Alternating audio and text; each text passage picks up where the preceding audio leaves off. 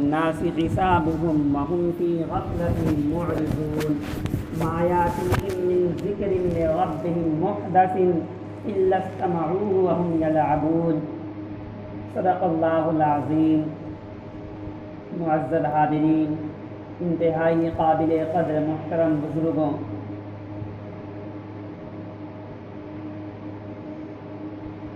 اس رنگین دنیا میں اللہ تعالیٰ نے طرح طرح کی چیزیں پیدا فرمائیں۔ کچھ وہ چیزیں ہیں جن سے انسانوں کو فائدہ پہنچتا ہے، اور وہ چیزیں انسانوں کے لیے باعث آزمائش ہیں، اور فطری طور پہ اللہ تعالیٰ نے ان چیزوں کی محبت دلوں میں رکھ دی ہے۔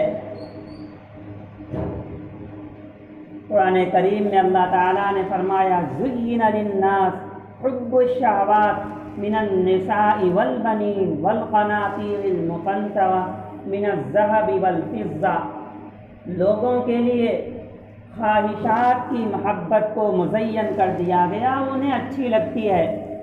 ایسے ہی بیوی کی محبت، بیٹوں کی محبت، یہ وہ چیزیں ہیں جو انسان کو اچھی اور بھلی معلوم ہوتی ہیں اور باعث آزمائش بھی ہیں۔ مال کی محبت انسان کے دلوں میں رکھ دی گئی ہے، بیٹوں کی محبت دلوں میں رکھ دی گئی ہے، بیوی کی محبت دل میں رکھ دی گئی ہے، اور یہ چیزیں انسان کے لیے آزمائش بھی ہیں کہ ان چیزوں میں رہ کر کے، ان چیزوں میں پڑھ کر کہیں حساب کے دن کو بھول تو نہیں گیا، کہیں ایسا نہیں ہوا کہ مال اکٹھا کرنے کی وجہ سے، مال جمع کرنے کی وجہ سے، مال دینے والے سے غافل تو نہیں ہو گیا۔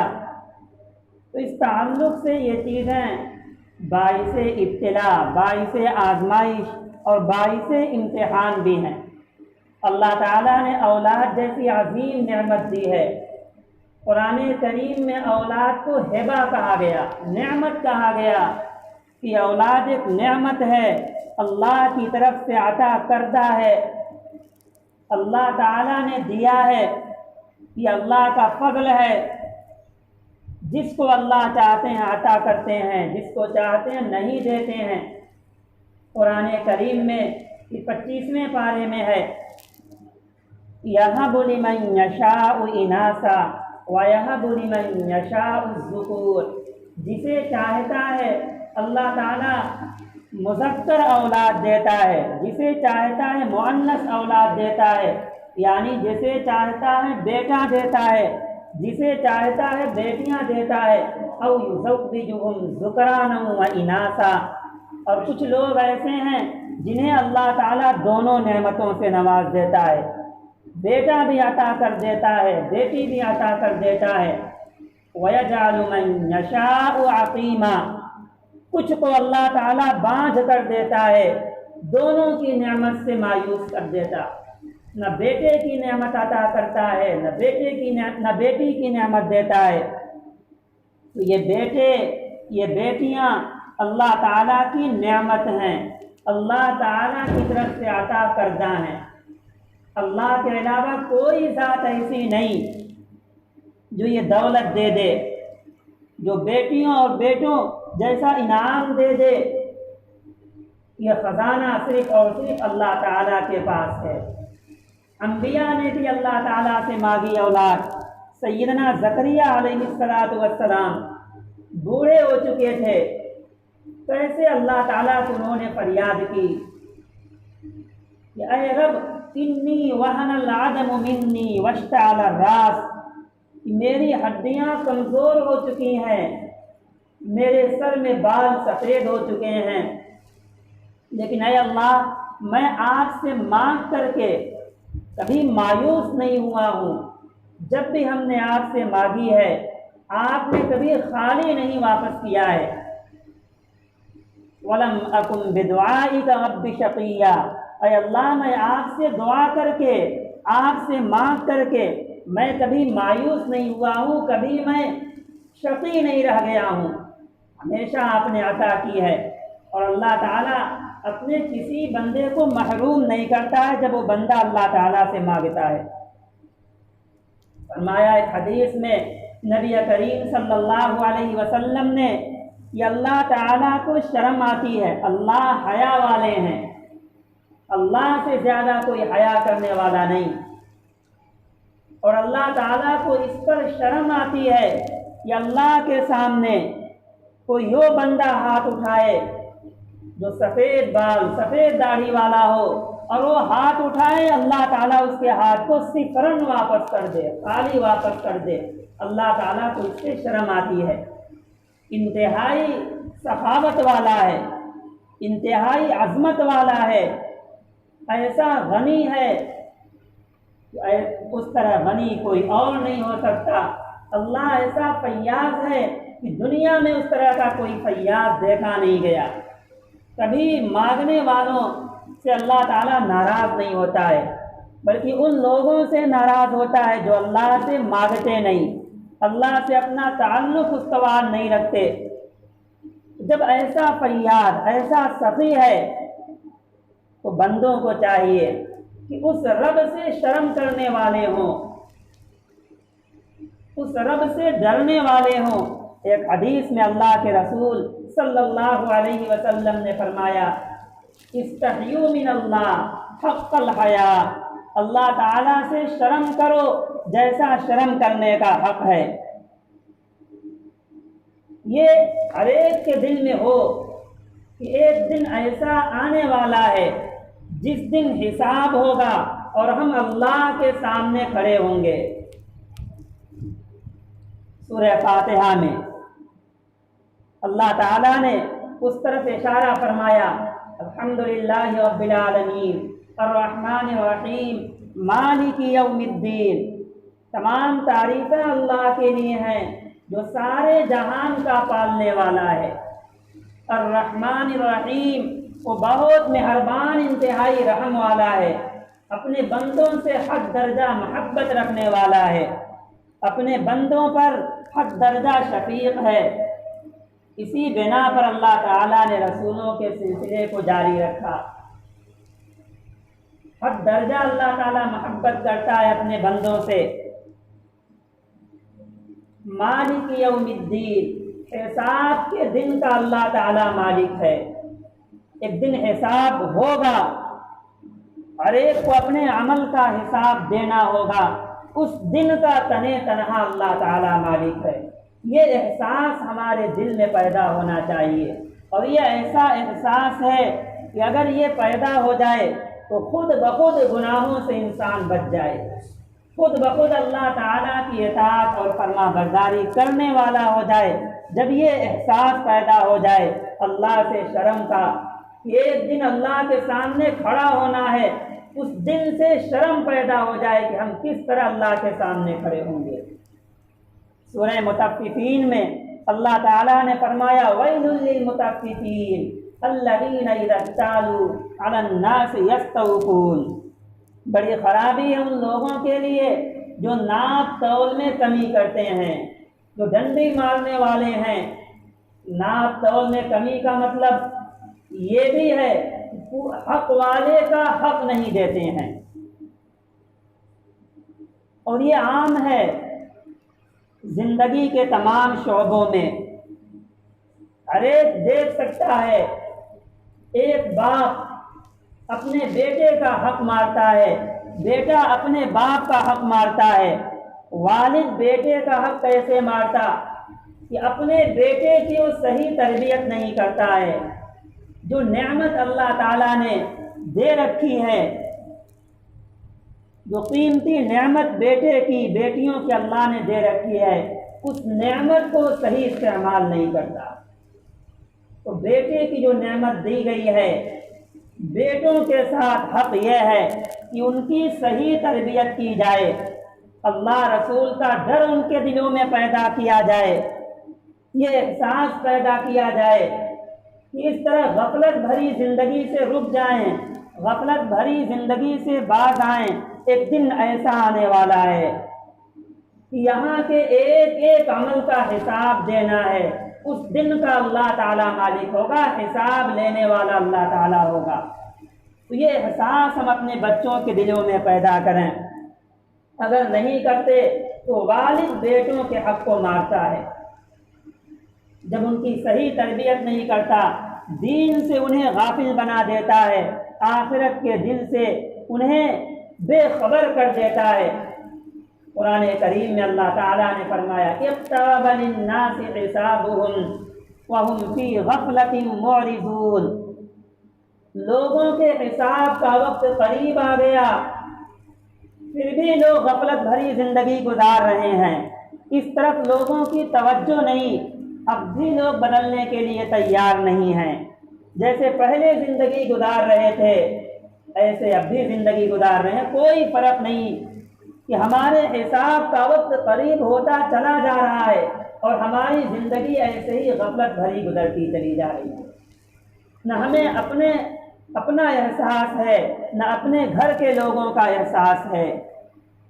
ضروری ہے پہلے اپنے اصلاح کی فکر کی جائے، پہلے اپنے نیک ہوا جائے، پھر اپنے گھر کے ایک ایک لوگوں کو نیک بننے کی فکر کی جائے کہ جیسے ہم نیک ہو گئے گھر کے ایک ایک افراد بھی نیک ہو جائیں۔ یہ ہماری ذمہ داری ہے، ہم اس سے غافل ہوتے چلے جا رہے ہیں اور حساب کا دن قریب ہوتے چلا آ رہا ہے۔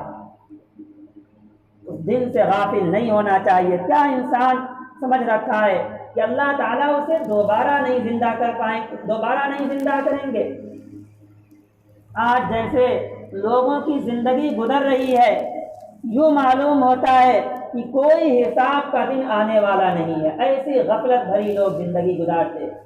سورہ قیامہ میں اللہ تعالیٰ نے فرمایا کہ کافر انسان کیا خیال کر رکھا ہے، اَيَحْسَبُ الْإِنسَانُ أَن لَّن نَّجْمَعَ عِظَامَهُ بَلَىٰ قَادِرِينَ عَلَىٰ أَن نُّسَوِّيَ بَنَانَهُ، کیا انسان یہ خیال کر رکھا ہے کہ ہم اس کی ہڈیوں کو نہیں جمع کر پائیں گے؟ بلا، کیوں نہیں، ہم تو اس پر قادر ہیں کہ ہم اس کے پروں کو بنا دیں گے، ہم اس کے پروں کو درست کر دیں گے، ہم اس کے جوڑوں کو درست کر دیں گے۔ انسان کا جو یہ پروا ہوتا ہے، اسی انسان کا پروا دوبارہ زندگی میں لگایا جائے گا، ایسا نہیں کسی اور کا لگا دیا جائے گا۔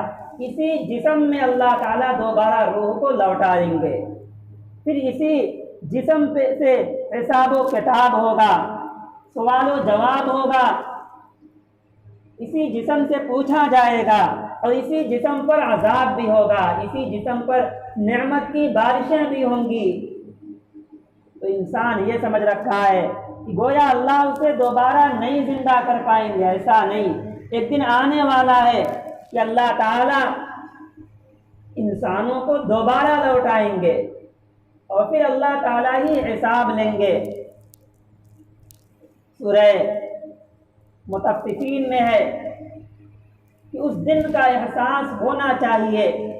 الذین اذا اکتالوا علی الناس یستوفون واذا کالوہم او وزنوہم یخسرون الا یظن اولئک انہم مبعوثون، کیا لوگوں نے یہ گمان کر رکھا ہے، لوگوں نے یہ سمجھ رکھا ہے انہم مبعوثون کہ انہیں دوبارہ نہیں اٹھایا جائے گا؟ ثم انہم لصال الجحیم، دوبارہ اللہ تعالیٰ انسانوں کو اٹھائیں گے، دوبارہ زندہ انہیں ہونا ہے۔ الذین اذا اکتالوا علی الناس یستوفون واذا کالوہم او وزنوہم یخسرون الا یظن اولئک انہم مبعوثون لیوم عظیم یوم یقوم الناس لرب العالمین، کیا حال ہوگا انسان کا جس دن یہ رب العالمین کے سامنے کھڑا ہوگا۔ وہ اللہ جس کی جلالت کا اس دن یہ عالم ہوگا، جس کے قدر و منزلت کا یہ عالم ہوگا کہ کسی انبیاء، کسی برگزیدہ ہستی کو یہ اختیار نہیں ہوگا کہ اللہ تعالیٰ سے بات کر لیں۔ لوگ بدحواس ہوں گے، پریشان حال ہوں گے، انبیاء اس دن نفسی نفسی کے عالم میں ہوں گے۔ سارے لوگ پریشان ہو کر کے سیدنا آدم علیہ السلام کے پاس جائیں گے کہ آپ ہمارے والد ہیں، اللہ نے اپنے ہاتھ سے آپ کو بنایا ہے، یہ ہمارا حال ہے، ہم پریشان حال ہیں، آپ سفارش کر دیجئے۔ آدم علیہ السلام کہیں گے اللہ تعالیٰ ایسا ناراض ہوا ہے کہ اس طرح ناراض کبھی اور ہوا ہی نہیں تھا، اور نہ اس کے بعد کبھی ایسا ناراض ہوگا۔ میں اس کا اہل نہیں، میں سفارش نہیں کرا سکتا، مجھے ہمت نہیں ہے۔ کہیں گے جاؤ نوح علیہ السلام کے پاس۔ اسی طرح سے لوگ کئی نبیوں کے پاس جائیں گے، سارے انبیاء کہہ دیں گے کہ اللہ تعالیٰ اس قدر ناراض ہے، کبھی اور ایسا ناراض نہیں ہوا تھا۔ ایسے جلیل القدر اور ایسے قدر و منزلت والی ہستی اور ذات کے سامنے انسانوں کو کھڑا کیا جائے گا، جس کے سامنے اس دن کھڑے ہونے سے انبیاء کانپیں گے، انبیاء تھرائیں گے۔ کیا حال ہوگا انسان کا؟ یوم یقوم الناس لرب العالمین کلا ان کتاب الفجار لفی سجین وما ادراک ما سجین کتاب مرقوم۔ تو اس دن کا احساس پیدا ہونا چاہیے، اس دن سے غافل نہیں ہونا چاہیے۔ یہ دن ہمیں اللہ کے سامنے کھڑے ہونا ہے، ہمیں اپنے عمل کا حساب دینا ہے۔ اور کس حال میں لوگ کھڑے ہوں گے، کیسے دوبارہ اٹھایا جائے گا؟ سیدہ عائشہ صدیقہ رضی اللہ تعالیٰ عنہ کہتی ہیں لوگ حشر میں پیش کیے جائیں گے حفاتن عراتن غرلا، ننگے قدم ہوں گے، ننگے جسم ہوں گے اور غیر مختون ہوں گے، ان کا ختنہ نہیں کیا گیا ہوگا۔ کما بدأنا اول خلق نعید، جیسا انسان کو پہلی بار پیدا کیا گیا تھا دوبارہ بھی ویسے ہی اٹھایا جائے گا۔ سیدہ عائشہ صدیقہ رضی اللہ تعالیٰ عنہا نے کہا یہ اللہ کے رسول صلی اللہ علیہ وسلم بہت شرم آئے گی، مرد بھی اسی مجمع میں ہوں گے، عورتیں بھی اسی مجمع میں ہوں گی، سب ننگے ہوں گے۔ فرمایا اللہ کے رسول صلی اللہ علیہ وسلم نے معاملہ اس سے کہیں زیادہ بھیانک ہوگا کہ لوگوں کی نگاہ کسی کے اوپر پڑے، سب کو اپنی اپنی فکر پڑی ہوگی۔ میدان حشر میں یہ عالم ہوگا کہ سورج بالکل قریب ہوگا۔ اللہ کے رسول صلی اللہ علیہ وسلم نے فرمایا 1 میل دور ہوگا سورج۔ 1 میل کا مطلب تقریباً 1.5 کلومیٹر، 1.5 کلومیٹر سورج دور ہوگا۔ اس کی تپش کا، اس کی گرمی کا کیا عالم ہوگا؟ آج سورج کتنا اوپر ہے ہم سے، لیکن جب گرمی ہوتی ہے تو گرمی برداشت نہیں ہوتی، بغیر اے سی کے چین نہیں آتا، اور وہاں کوئی اے سی نہیں، کوئی چین کا سامان نہیں ہوگا، کوئی راحت کا سامان نہیں ہوگا۔ اگر ہے راحت کا سامان تو پھر یہ دنیا کی زندگی ملی ہے، اس زندگی میں ہم نے اپنے آپ کو تیار کر لیا، اپنے بچوں کو تیار کر دیا، تو یہی کا سامان ہے جو وہاں کام آنے والا ہے۔ ایسی سخت گرمی ہوگی، اللہ کے رسول صلی اللہ علیہ وسلم نے فرمایا ایسا پسینہ ہوگا کہ اس طرح کا پسینہ دنیا میں دیکھا نہیں گیا، کبھی نہیں سنا گیا ہوگا کہ دنیا میں ایسا پسینہ ہو کہ لوگ اپنے پسینے میں ڈوبیں، دنیا میں ایسا پسینہ ہو کہ لوگوں کے گھٹنوں تک پسینہ آ جائے، لوگوں کے ناک تک پسینہ آ جائے، لوگوں کے سینوں تک پسینہ آ جائے۔ لیکن کل حشر میں جب دوبارہ لوگوں کو اٹھایا جائے گا تو پسینے کا یہ عالم ہوگا، اپنے اپنے عمل کے اعتبار سے لوگ پسینے میں ہوں گے۔ وہی جگہ ہوگی، اسی جگہ میں کچھ لوگ ہوں گے جن کے ٹخنوں تک پسینہ ہوگا، اور اسی جگہ میں دوسرا شخص ہوگا اس کے گھٹنے تک پسینہ ہوگا، تیسرا شخص ہوگا اس کے ناک تک پسینہ ہوگا، چوتھا شخص ہوگا اس کے سینے تک پسینہ ہوگا۔ جیسا دنیا میں لوگوں کا اعمال ہوگا اسی حساب سے پسینے میں رہیں گے۔ تو اس دن کی فکر کرنی چاہیے، کون کیا کام آئے گے، کون لوگ ایسے ہیں جو اس دن کے پسینے سے بچ جائیں گے۔ اللہ کے رسول صلی اللہ علیہ وسلم نے فرمایا 7 لوگ ایسے ہوں گے جو اس دن کے گرمی سے، اس دن کے پسینے سے اور اس دن کی ہولناکی سے بچیں گے۔ وہ 7 آدمی کون ہیں؟ اس طرح کا 7 آدمی بننے کے لیے آج دنیا میں محنت کرنی پڑے گی۔